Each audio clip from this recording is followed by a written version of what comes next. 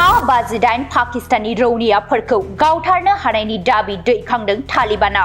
आफगानिस्तानआ बुंदों दुरान लाइनआव गुलि गावलायनायाव सा-28 पाकिस्तानी रौनियाफोरनि जिउ खहा जादों। बेजों लोगोसे आफगानिस्ताननि सा-20 रौनियाफोराबो जोखोम जादों। सुलुंनि बायदिब्ला तालिबाननि सासे बुंथिगिरिया पाकिस्तानखौ उदखारि हानजाफोरखौ आश्रय होनायनि अजद होदों।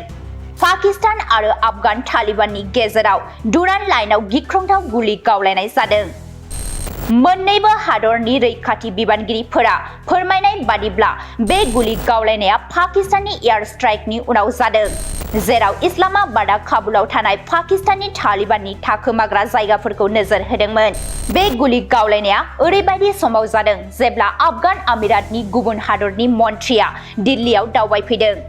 आफगानिस्ताननि बुंथिगिरि जुबिहुल्लाह मुजाहिदआ फोरमायदों दि थांनाय हराव आफगान इस्लामिक आमिरातनि रौनियाफोर आरो पाकिस्तानी रौनियाफोरनि गेजेराव गुलि गावलायनायाव सा-28 पाकिस्तानी रौनियाफोरनि जिउ खहा जायो आरो गुबुन सा-30 रौनियाफोरा जोखोम जायो।